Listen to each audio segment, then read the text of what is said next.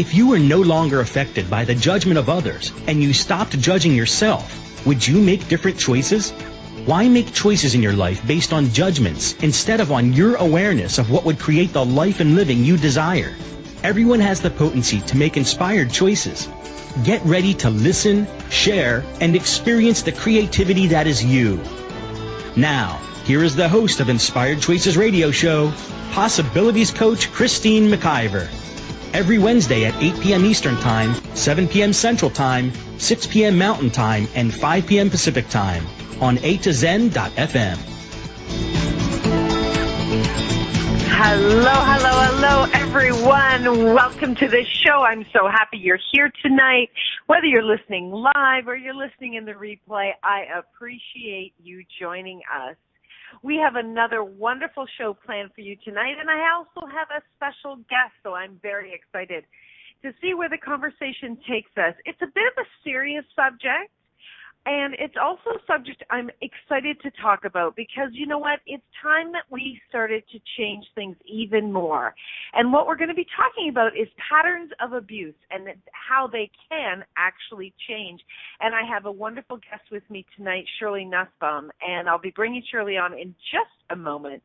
And we'll be talking about this great subject that definitely could use some more attention. So before we get into the show tonight with Shirley, I'd just like to tell you a little bit about myself. If this is the first time you're listening in, I am a possibilities coach. I love working with individuals and groups, companies, organizations to create different possibilities in the world. I work in conjunction with your desires, and we see where it's working and what's not working, and we come up with strategies to change things so that you can be receiving a great deal more in your life, in your business, in your relationships, in your money, every area of your life. I am a certified access consciousness facilitator. I'm a bars facilitator and energy healer, radio show host, producer, website builder, and I'm a facilitator of classes. I do a lot of different things. I love to have a lot of fun in creating in many different areas of my life and my business. I have some specialty classes that I'd like to tell you about. I have a wonderful one that I'm in the middle of right now, and we're going to be launching the second wave of it, and it's called Beyond the BS Business Studies. Yes, BS stands for bullshit, because what we want to do is we want to teach you what you can do to create even greater in your business from A to Z, and we look at everything in complete detail. One spot, we go for 6 months, and it's a fabulous class. We're having so much fun and change that's already happening with our first class. I also have a Divorce with Dignity program. Whether you're already divorced but the relationship is still intense and you would like things to cool down, whether you're considering moving forward with ending your relationship or you're right in the middle of it, wherever you are, if you would like to have greater ease for you, your partner, your ex-partner, family members, children, I would love to speak with you about how we can change that. There's a lot of anger, a lot of upset that goes on with divorce, and I do know that something else definitely is possible. Also, I have body classes and foundation classes, and one of my favorite classes that I'm going to actually be hosting is a Right Body for You class with Danielle Carter, and we're going to be doing this in Toronto, September the 16th through the 19th. If you've ever desired to have different communication with your body, greater ease with your body, a way of actually seeing how your body can be a contribution to all of your life, please check out the Right Body for You classes. You can find out all that information at Access Consciousness and look up Danielle Carter. So tonight we are talking with Shirley Nussbaum, and Shirley and I are going to be talking about patterns of abuse and how they can change. Have you or anyone you have ever known found themselves in a repeated pattern of abuse? Do you or they have trouble walking away from the abuse? What is it that keeps individuals stuck to the abuse or the abuser? Now, Shirley is a registered psychotherapist and an energy healer. She decided to become a therapist because since she was young, her family and friends always came to her for help and to confide their secrets. Even strangers were drawn to talk to her. People always left saying that they felt better. This led her to realize that her purpose and passion in life was to help others. Shirley has her honors degree in psychology from York University and her certification in psychotherapy from the Transformational Arts College, where she learned a holistic approach to therapy. She's also a certified hypnotherapist. Her goal is to help you find and change whatever stands in the way of you living a healthy, joyful life. She has experience working with all types of people and helping them face a wide spectrum of personal issues, working with a variety of techniques. She can tailor her sessions to what best suits each individual so they can resolve their issues in the most effective way. Thank you for joining me tonight, Shirley. Welcome to the show. Thank you. It's a pleasure to be here. I'm very excited. Excellent. I'm happy to have you. So we're going to be talking about a pretty intense subject, Shirley, and I know that it's probably something that you're dealing with all of the time. And yet for many people, it's probably not something that they talk about all of the time. In fact, it's probably a subject most people try to avoid. Do you find that in your practice? Oh, well, sure. Abuse is really a very hidden subject. It's a secret, and it's kind of built into the actual family sometimes. You grow up in a family structure where there's a lot of abuse, but from the outside, everybody plays happy families. Right. So people are used to hiding it. People are used to hiding it. So how long have you been doing your work with the abuse with people? How many years have you been at that? I've been working as a therapist now for almost 10 years. Wonderful. And you're located in Toronto, is that correct? Yeah, I actually work out of two places. I work out of my home in Thornhill and an office in Toronto at Avenue Road in Eglinton. Wonderful. And when you work with people, is it always in person, or do you ever work with people online or over the phone? Oh, no, sure. I do Skype and telephone calls as well. Oh, that's wonderful. That's wonderful. So let's get into the subject, Shirley, of what actually keeps someone in the patterns of abuse.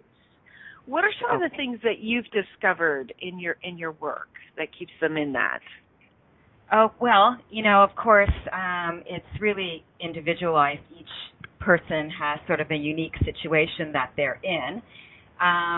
But, of course, I think one of the biggest things that happens when someone is living in an abusive situation, of course, there's fear. And I think there's so many different types of abuse. If you're living, with that real physical abuse and threats, because people do live through, if you leave, I'll kill you. If you leave, I'll come after you. That kind of abuse. And then there's abuse that's more manipulation, guilt, verbal, emotional, mental abuse. And what happens to everybody is they just completely lose themselves. They see themselves as stupid, as incapable of being loved, just undeserving, unworthy. The abuse just steals their very soul almost. They just can't see themselves surviving outside the abusive situation. Right.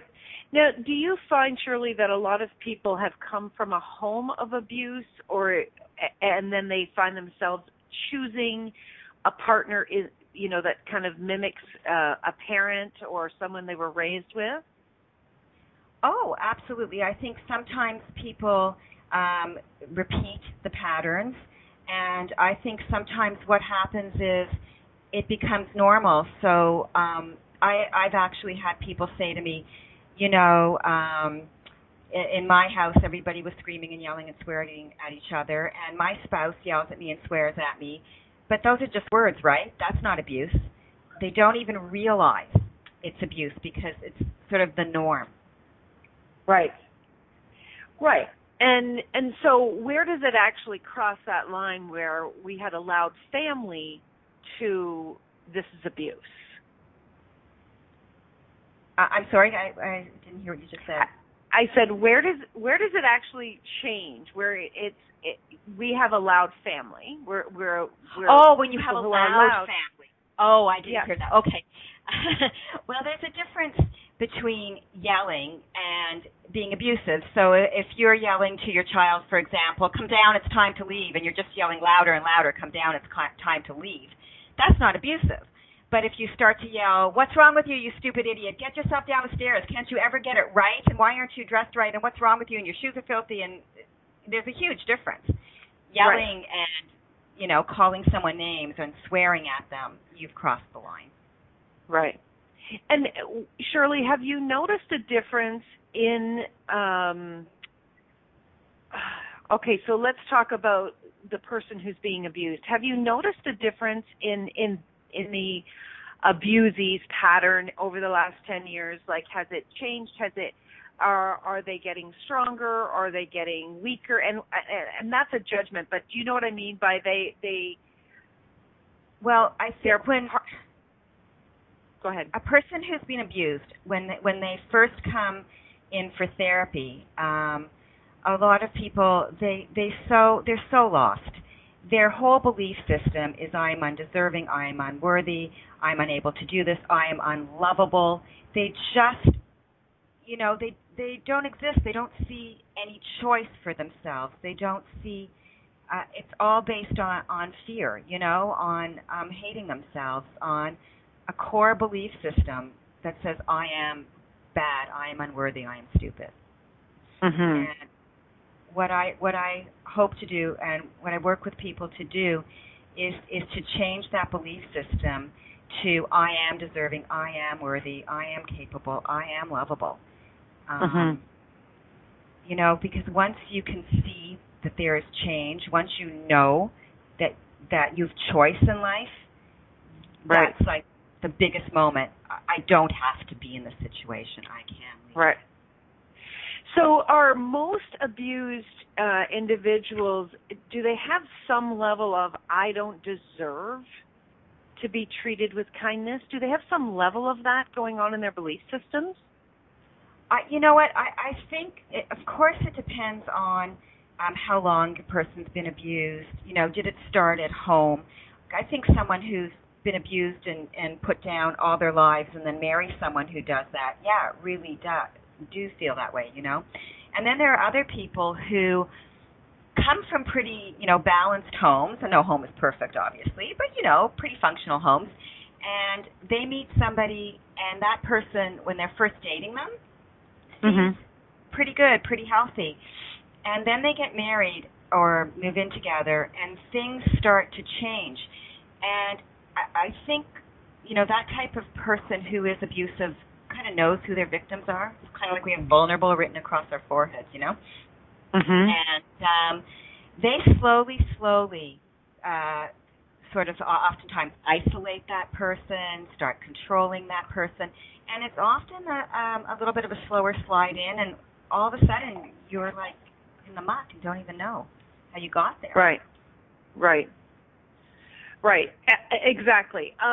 So we're going to go for our first break of the night, Shirley, and anyone that's joining us in the chat room or listening online, if you have a question for Shirley or you'd like her to ask her something directly, please feel free to call in. You can call in. The U.S. is 815-880-8255. In Canada, 613-800-8736. Or please feel free to come into the chat room at a2zen.fm and feel free to type your question in the chat room. It is a heavy subject, and it's a subject that I'm happy we're discussing because I think that there's a great many people in the world that maybe think that it is acceptable to be receiving mistreatment from people on some level and may not even realize that it is considered abuse. So the more we actually highlight on this, the more we, in my opinion, not Shirley's, but in my opinion, we actually enlighten people to show them that they actually can make a different choice and that they don't have to be at the hands of anyone that's being unkind to them in any way. So stick around. We'll be right back after this commercial break. You are listening to Inspired Choices here on a2zen.fm with my guest, Shirley Nussbaum. Hang around. Many of us make choices in our lives based on the past or what others think. What would our lives be like if we made our choices based on what we desire in this moment? By tuning into Inspired Choices Radio Show with Possibilities Coach Christine McIver, you'll receive tools and inspiration you can use to do just that. You are an infinite being with infinite choices. Are you ready to create the life and living you truly desire? Listen for Inspired Choices Radio Show. What if you really do change molecules by your interaction with them? What if the change you've been looking for is right before your eyes? What if the uncomfortableness that comes with difference could be fun? What if the closed-minded people of the world no longer determined our world? What if gratitude trumps judgment every time? What if your kindness healed the world? What if the earth is asking for your help? And what if you had the resources to give it? This is your invitation to step into something that Einstein, Marie Curie, Picasso, Da Vinci, Shakespeare, Aristotle all knew to be true. Hi, my name is Dane here. 13 years ago, I started to truly ask questions. Actually, I started to be the question, and everything changed for me. What if there are no dumb questions, or any question too large? What if you being you are the gift and the change this world requires? Is now the time? For more questions to create a change in your world, sign up for a free video series at beingyouclass.com. My gift to you, beingyouclass.com. This is Inspired Choices Radio Show with Possibilities Coach Christine McIver. To participate in the program today, please call toll-free in the U.S. 815-880-8255, TALK, or Canada 613-800-8736. Or you can Skype us. Our Skype name is a2zen.fm. You can also make the choice to ask or comment by email by sending to Christine@inspiredchoices.ca. Now, back to the program. Hello, everyone. Welcome back to the show. Thank you for sticking around. Tonight, we are talking about patterns of abuse can change with my guest, Shirley Nussbaum. And before we went for break, we just started to dive into the whole patterning of why people choose to stay in the pattern, and what are some of the reasons for that. Shirley, if you're someone that is concerned about someone else, like whether it's a relative, a friend, a child, what are some of the telltale signs that someone may be in a relationship that is abusive? Well, first of all, I think that oftentimes people that are abused are much more isolated.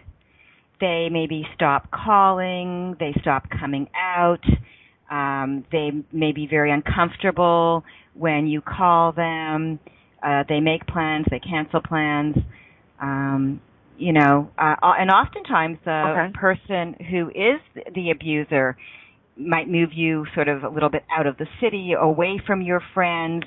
Maybe he make you quit your job.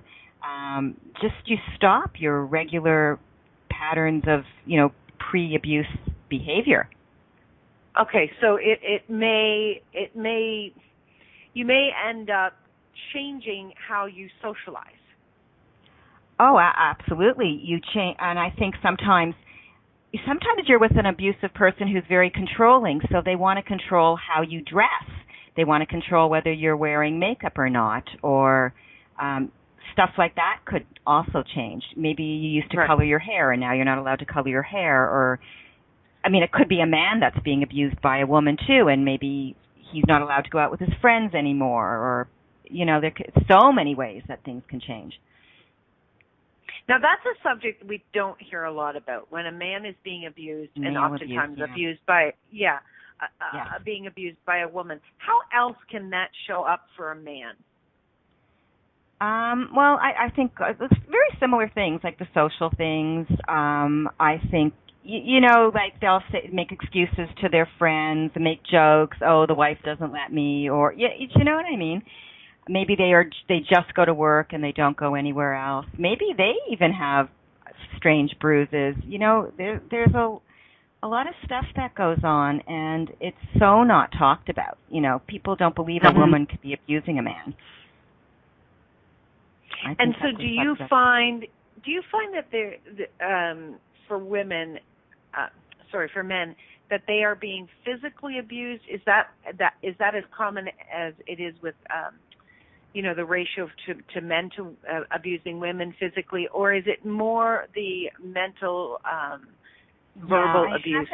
Yes, I haven't had too many men who talk so much about physical abuse, but it's mental abuse, emotional abuse, manipulation, guilt, fear, all those kind of things. And men are just as vulnerable, and they don't want to talk about it. It's very embarrassing, I think, for a man. Right. So do you find that are there any statistics out there that talk about how many, men are actually not even coming forward with their abuse? I don't know statistics, but I would say there's probably a lot more men that are abused than we would know about. And I don't even think there's that many support groups out there for male abuse. And I just think it's way more hidden than it is with women. Right. So, yeah, I would probably guess you're right as well. We talked before, which I talked with all of my guests before that I had them on my radio show, and I didn't tell you that I was actually in an abusive relationship, Shirley. No, you didn't. And I thought I might surprise you with it. Why don't we make the radio show a little more juicy? You know what I mean? So I was in this relationship, and what was really interesting to me looking on the other side of it was I didn't see the small little steps of how this individual was starting to isolate me. Yes. And it's so, it's just, I'm sorry, the word is escaping me. It's so subtle. It's the littlest thing, and you just think, well, I don't want them to be mad.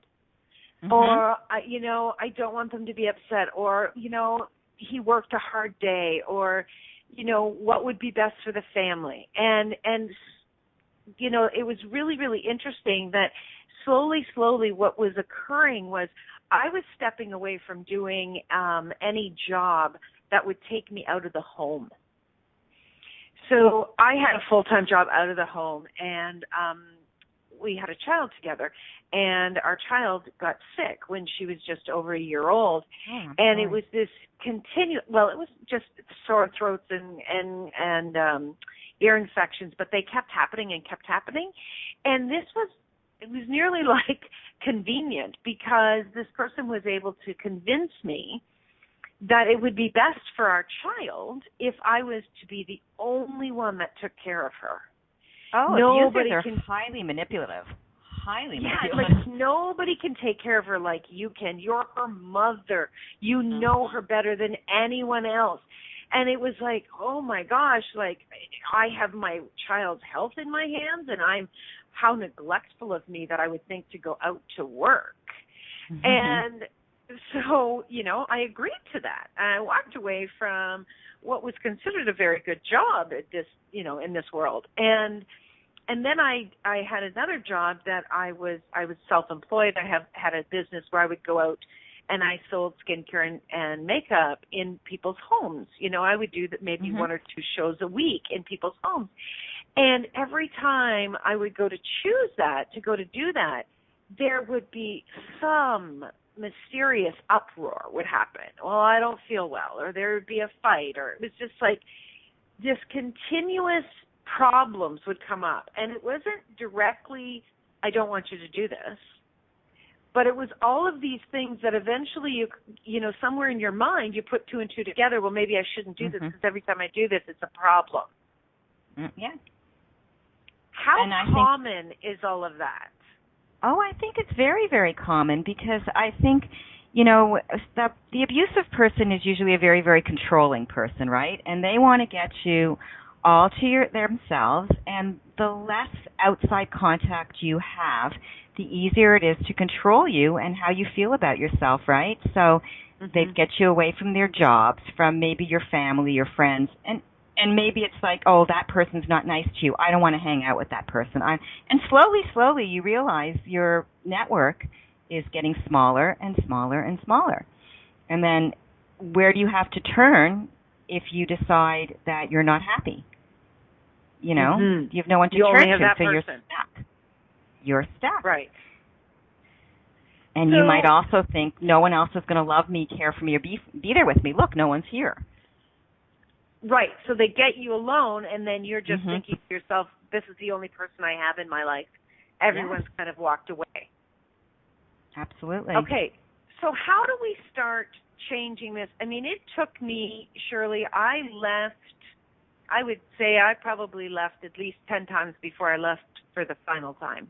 Yeah, I think that's common, too. I think that's common in any relationship, whether you're getting out of just an unhappy relationship or an abusive relationship.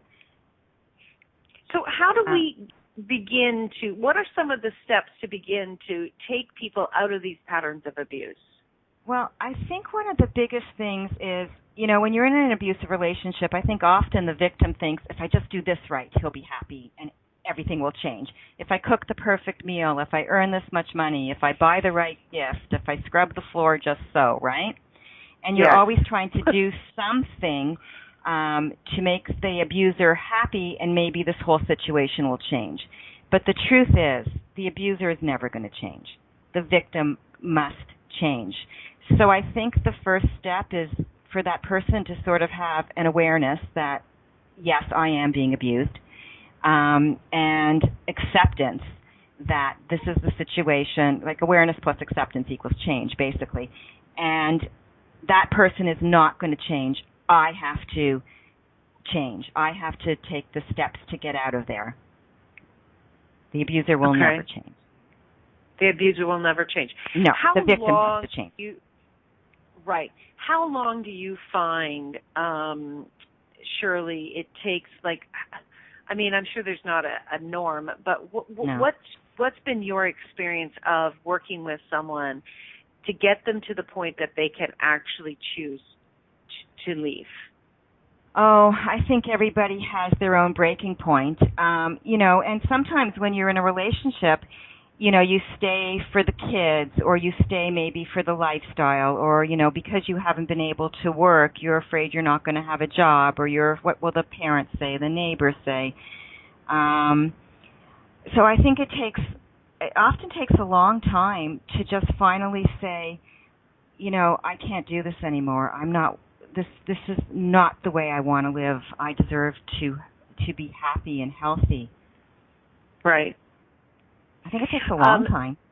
Yeah, it can take a long time. So we have a question in the chat room, and Patrina says, Christine, what was it, the underlying belief you were functioning from while you were in the abusive relationship? What were the lies you were telling yourself? Just curious to know what makes someone stay versus what makes someone risk everything and leave. Well, I think a big part of it was, and Eleanor goes on to say, the classic case of something is better than nothing. I think that was a big underlying message that I was operating from. This was the devil you know. Yeah, better the devil you know than the devil you don't know. But it was this, well, what if I just try just a little bit harder? I definitely had this desire to please button that I operated from for probably 40 years. And, it's a good thing I'm cute because I'm not a quick learner sometimes. But I was definitely kept thinking what if it can be good? And always believing that there's good in everyone. And it was really not looking at what was working for me, but really looking outside of myself at what was going on for that person. And I think a lot of people operate from that place, is we get into a relationship initially because we desire something, and then we very, very quickly turn it around to trying to please another person. And that was what it was for me. What actually had me choose to leave for the last time was when my son started to display very deep depressive thoughts and feelings. And that just struck me extremely strongly. That was like, oh my God, I can endure something.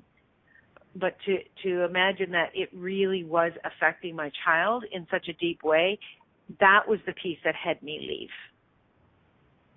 And I know I know for a lot of people, the child, and as someone's saying in the chat room, Roseanne's saying in the chat room, she said, I stayed for my child. A lot of people will stay for the child. It was when the child actually was reacting, responding in a negative way that it really had me go, oh, my God, what am I doing? What is this creating? Oh, absolutely. I think you have to go for the child. You think you're doing them a favor by keeping the family together, but, oh, my God, the things they're suffering and seeing and what you're teaching them, staying in a bad relationship. You're doing everything good for them when you get out. You really are. Right.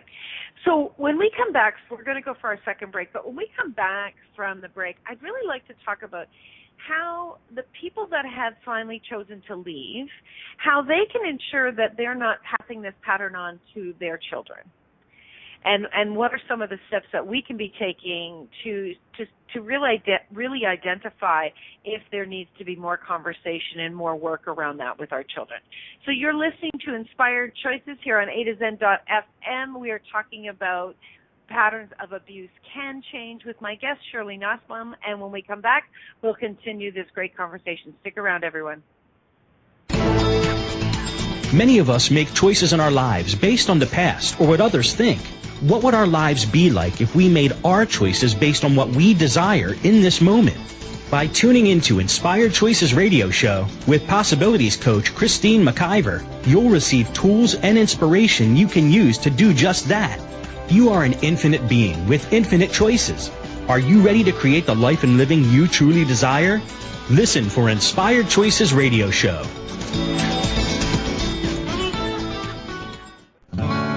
What would you say if I told you that you could change your life in only 1 hour and all while lying down relaxing? Thousands of people all over the world have. What am I talking about? It's called Access Consciousness, the bars. The bars is an energetic body process that contains 32 different points on your head that when run assist you in releasing decisions about any area of your life that you have made solid and as a result cannot change. The bars is the first class in Access Consciousness, a dynamic set of tools and information designed to transform any area of your life. When you have a bar session, the worst that can happen is you feel like you had a fantastic massage. The best thing that can happen is your whole life could change. Go to accessconsciousness.com today to find a facilitator to schedule a private session or to find a bars class in your area. Are you willing to give yourself an hour to change your life? This is Inspired Choices Radio Show with Possibilities Coach Christine McIver. To participate in the program today, please call toll-free in the U.S. 815-880-8255, TALK, or Canada 613-800-8736. Or you can Skype us. Our Skype name is A2Zen.fm. You can also make the choice to ask or comment by email by sending to Christine@inspiredchoices.ca. Now, back to the program. Welcome back, everyone. Thank you for joining us tonight. We are talking about patterns of abuse can change. And with my guest, Shirley Nussbaum. Shirley, what is it that we as former abused people can do to ensure that our children are not choosing the same? How can we truly break these patterns? Wow. Okay. So you know what? I think one of the most important things is that it's not a secret, that you communicate. Because what I see is one of the worst things that are happening, and I deal with this on a regular basis. Kids come from abusive homes. It's not talked about. It's a secret. And secrets take us down. I think the most important thing is really to talk about your feelings, talk about, how you said how you slowly got into the situation. Tell your child. And I think it's so important that that child has incredible self-esteem, self-confidence, self-love. Because if you feel deserving and worthy and can say, I am smart, I am loving, I am lovable, I am, funny, I am sexy, I am amazing, you're not going to pick a person like that. you know? Mm-hmm. Mm-hmm. And I think you have to have a conversation sometimes about the red flags. You know, it's funny. I remember my daughter once saying to me, you know, if I brought someone home of a different religion or color or whatever, would that upset you? And I said to her, I promise you one thing. I will never interfere unless I feel that that person is hurting you, is not a good person. Then you will hear from me. And I just think eyes open and allowing that, knowing, having your child know that you're a safe place, that no matter what mistake they make, no matter, you're always there, they're always supported, they're always loved exactly the way they are. Right. You know? Right. I totally agree with you. I had a situation where my daughter was in a situation where there was an abuse. It wasn't from her father. But whatever the case may be, I said we are moving forward with legal action. And all I cared about was that my daughter learned to use her voice. Yes. What was really important for me was for her to know that when she says no to someone, it's no. And I think that it's interesting, you know, when we think of parenting, especially, you know, 20 and 30 years ago, a child saying no to their parent was just thought of as just total disrespect. Yeah. Right? And yeah. What if it's actually something that if we could get them to learn how to say no and really get comfortable with it, not in a disrespectful manner, but just saying, no, this doesn't work for me. What if that was actually one of the keys to breaking these patterns of abuse, for them to really own their voice? Oh, 100%. I mean, that's what part of therapy is, you know, what do you want, need, desire? And it's okay to say no. Do you know how many women cannot say no to anything because they're taught that that's selfish?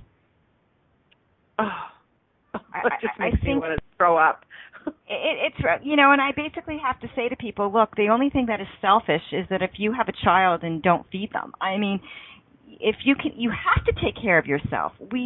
You know, children absorb everything, not only what we say, but what we do and the way we look. And, you know, you can stand in front of the mirror and go, I'm fat, and pass that on. Or you can just look and make a funny face at yourself, and the kid's absorbing it in the same way. We have to be so careful about the messages we're passing on. Mm-hmm. You know, that's true. I mean, children are very, very aware, and they can tell, and they can certainly tell when you're lying. And if you say to a child, I'm sorry for interrupting, but if you say to a child, this is a bad marriage and circumstance, and I don't want you to ever live in a situation like this, but you stay, what you do is stronger than what you say. You have to take action that they see as well, right? Right. Good point. Very, very good point. We have someone in the chat room, and she said, I will worry about my ex abusing my girl. I hate to tell her all the dirt. And, you know, I that's a really great point that I'd like to bring up. You know, there's a very delicate line between not criticizing the other parent to the child and informing the child. And I can tell you that it was challenging. For a very long time, I would not say anything because I did not want to, you know, really we end up criticizing the child because that's their parent. And I didn't want to do that. I didn't want to make my child feel bad about who they were based on their parent. And my child turned around one day, and I forget what it was exactly that she said. But she just like, you know, you're wrong and you're the one that did this and da-da-da-da, whatever it was. And I went, okay, it's time to have a conversation. Sit down. Now, she was 16 years of age at the time. And I said, I want you to hear the facts now. So she was at an age where she was, you know, she was using her voice. She was more empowered. She could make choices that would work for her. It wasn't like she was, you know, 10 years old and not that a 10-year-old can't say, I don't want to go visit that parent, but they're stronger, right, when she was 16. Yeah. And I literally said, you need to know the facts. I'm telling you facts. I'm not criticizing your father. So it was really, I tried to make sure that she was informed. That this is these are the things that actually took place. I want you to be aware of this. When you're there, if you're ever starting to experience this, if you're ever starting to feel this way, I want you to know you can talk to me.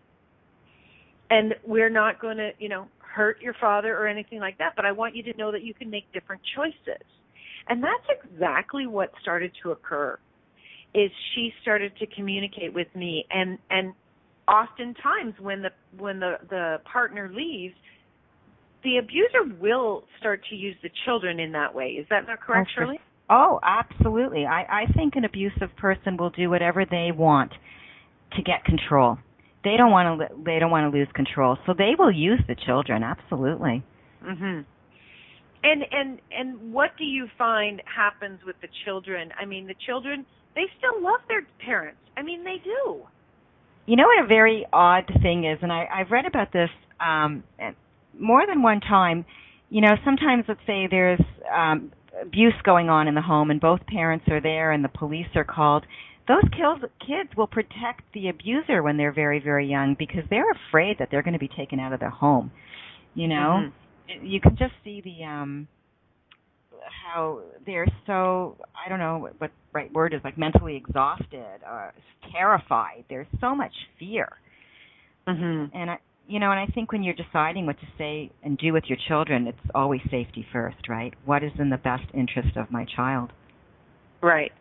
But, how do we allow the child to continue to have that relationship with their parent and yet empower them with knowledge and when to make a choice to leave or to call for help? How do we do that? Well, obviously if it's a young child and the man or the woman was abusing the child in the home, like both parents and children are being abused, I think you just have to take that child away from the abuser, right? But sometimes it's just the parent that's the victim and not the child. So obviously it depends on the circumstance, right? Right. But I think what you're saying is absolutely true. You have open, honest communication in which you tell your child, look, you can say anything to me and I will listen to you and I will believe you. I've had teenagers tell me that, they've been raped and they've told their parents and their parents don't believe them. Uh-huh. Your child has to know that it is safe to talk to you, that you will listen, that, they will be believed and understood. I think that's the key, open communication and love. Right. Right. Yeah, it's really, really interesting how children try to find their place mm-hmm. in a situation like this. And they, the fact of the matter is, I've seen this more than once, is children love both parents, mm-hmm. regardless of what they're choosing. And they desire more than anything to have peace and to have everyone happy. And, of course. And it's very difficult. And I think that to continue to, I know what worked really, really well for me was to continue to have that door open and to agree. And I would tell my children this, you can tell me anything, it will stay with me unless you are at risk. Yes. Unless you are at risk. And sometimes I would have to say to them, so-and-so, it would maybe be a younger child. If they were ever at risk, wouldn't you want to protect them? And they would say yes. Mm-hmm. And I've given them an example because they would think, no, I can't do that. I can't, out my other parent. But I would say, unless you're at risk, I have to take action if you're at risk. But otherwise, you can just tell me whatever is going on. And I think that open, trusting dialogue is everything. Of course it is. Like I said before, if they don't have that, look, I think in any situation, how someone is going to be in the end, whether you've come home from war or through abuse, it is the support system around you that is really the key to you getting well. Mm-hmm. Exactly. Okay, we are going to take our last break of the night. When we come back, I can't believe it's so fast. Shirley, holy moly. We're going to wrap up and get the last tips from Shirley and how we can, really be there for a person that feels that they may be in an abusive situation or be in one and not know how to get out of it, or for any children that may be listening to the program and what they can do, what they can choose, or how we can be a support to them. So you are listening to Inspired Choices on A2Zen.fm with my guest Shirley Nussbaum tonight, and we'll be right back after this short commercial break. Stay tuned, everyone. Many of us make choices in our lives based on the past or what others think. What would our lives be like if we made our choices based on what we desire in this moment? By tuning into Inspired Choices radio show with Possibilities coach Christine McIver, you'll receive tools and inspiration you can use to do just that. You are an infinite being with infinite choices. Are you ready to create the life and living you truly desire? Listen for Inspired Choices radio show. What if you really do change molecules by your interaction with them? What if the change you've been looking for is right before your eyes? What if the uncomfortableness that comes with difference could be fun? What if the closed-minded people of the world no longer determined our world? What if gratitude trumps judgment every time? What if your kindness healed the world? What if the earth is asking for your help? And what if you had the resources to give it? This is your invitation to step into something that Einstein, Marie Curie, Picasso, Da Vinci, Shakespeare, Aristotle all knew to be true. Hi, my name is Dane here. 13 years ago I started to truly ask questions. Actually, I started to be the question, and everything changed for me. What if there are no dumb questions, or any question too large? What if you being you are the gift and the change this world requires? Is now the time? For more questions to create a change in your world, sign up for a free video series at beingyouclass.com. My gift to you, beingyouclass.com. This is Inspired Choices radio show with Possibilities coach Christine McIver. To participate in the program today, please call toll-free in the U.S. 815-880-8255, TALK, or Canada 613-800-8736. Or you can Skype us. Our Skype name is A2Zen.fm. You can also make the choice to ask or comment by email by sending to Christine@inspiredchoices.ca. Now, back to the program. Welcome back, everyone. Thank you so much for joining us tonight. We have a pretty hot topic. We're talking about abuse and how to change the patterns of abuse. And we've got a lot of conversation going on in the chat room. It's pretty wonderful. What I really would love to touch on right now, we don't have very many minutes left, but it was interesting because one of our chat room participants said that she left the abusive situation over 5 years ago, but that the person is still very scary. And I want to bring that forward. And you know, I had a situation where my ex was very scary at one time, and he actually threatened my life. And although I was not living with him anymore, and really I wasn't, quote unquote, afraid that he would do something, although it has happened, yeah. Right? The fact what he had said was, you're really lucky that I don't have cancer. And what he was actually implying was that if he was dying, he would not even think twice about strangling me. Oh my God. Yes, this is what it was. And I just went, no, because my daughter heard that. And while my daughter was very young, and a lot of us think, oh, it's not a big deal. You know, it's just a small child. She probably didn't even realize what she heard. Exactly. I said, no, that is not okay. And I went through hours and hours of talking to the police and, you know, having to give a statement 2 or 3 times and having, you know, it's a lot to go through to actually stand up and say this is true. And really there's a great deal of that we have to prove it. But in the end, I wanted my child to know this is not acceptable behavior. This is not okay. So you taught your daughter that she's worthy, and if this ever happens to her, it's not allowable. Exactly. And I think for me that's been really catalyst for me in the last 15 years. It's like ensuring that my child understands what's okay and what's not okay. And at the same time, I really do I really do know it's extremely important that that child, that they have a relationship with their parent that's separate from me. Yes. So it is a delicate dance between how do we honor the child and their relationship with their parent, and how do we at the same time educate them at what's not okay and what is okay with a parent who has past abuse behavior. So I think, even speaking to a professional like yourself, Shirley, if someone's in question about this, mm-hmm. Do you actually work with children as well as adults? I only work with children over the age of 12. Over the age of 12. Over the age of 12. Younger children would need to see a child psychologist. A child psychologist. Okay. And mm-hmm. where would people get in touch with you if they wanted to get in touch with you or refer someone to you? Oh, great. Thank you.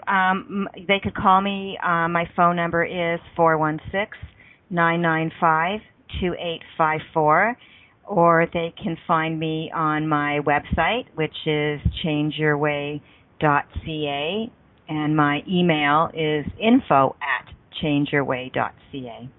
Okay, great. We will also, if you're listening to this in the replay, we will also have this in the write-up of the show so that you'll be able to contact Shirley directly.